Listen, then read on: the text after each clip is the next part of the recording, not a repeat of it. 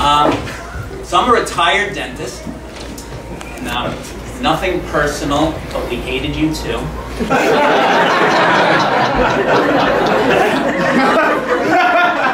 actually didn't want to retire, but I had this little sexual harassment thing. Yeah, like I'm the first dentist to ever spank his hygienist. Come on. I had a difficult childhood. I was schooled by very strict Catholic nuns.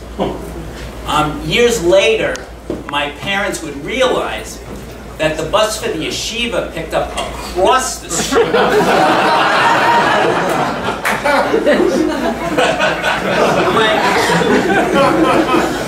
My parents were strange. My dad was technology impaired.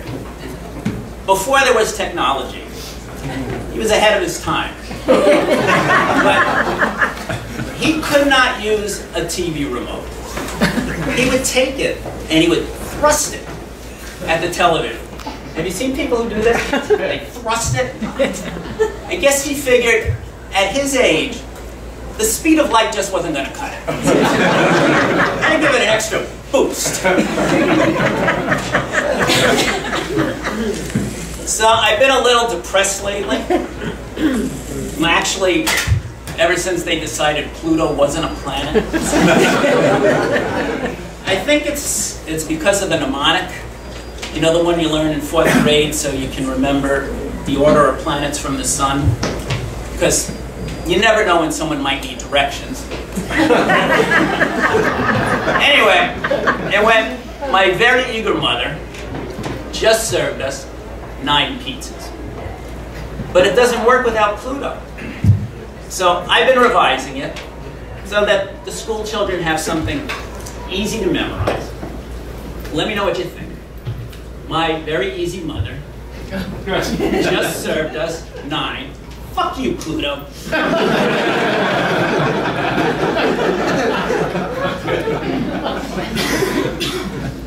So one thing that they don't teach in the history books about Hitler was that he constantly had to deal with time travelers materializing and trying to kill him.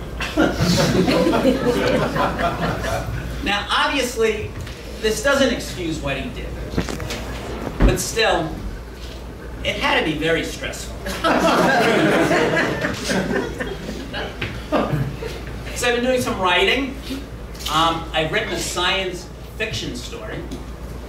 It takes place in an alternate universe where at the mere mention of the words boogers or farts, 7-year-old boys begin weeping inconsolably.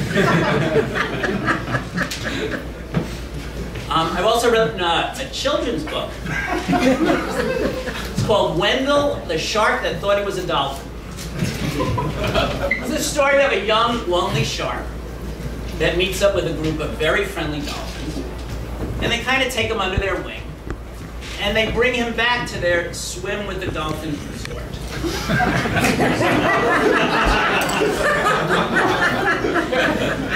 And at first things are going great. Wendell loves the camaraderie. He loves swimming with the tourists. Until the day little Timmy's Band-Aid comes off. The moral of the story, of course, is you have to be true to yourself.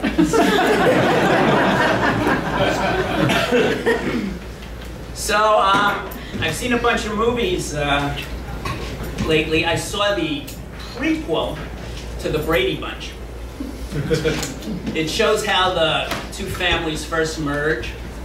It's very interesting, and I didn't know this, maybe you did, but in order to get together, Mike and Carol Brady each murdered the other's spouse.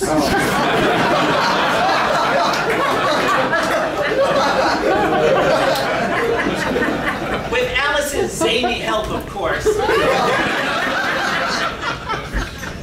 It's kind of Strangers on a Train meets the Brady Bunch. I also saw Pinocchio 2, Disney sequel to Pinocchio.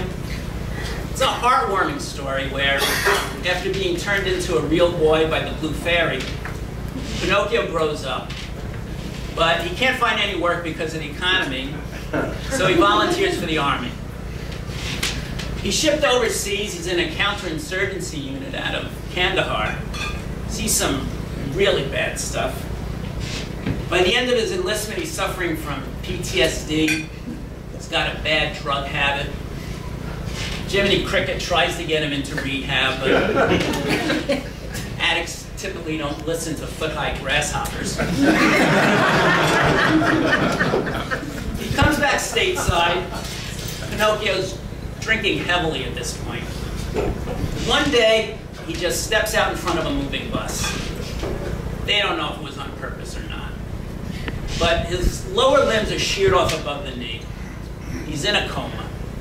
And when he finally wakes up months later in the VA hospital, it turns out that the surgeons have given him wooden legs.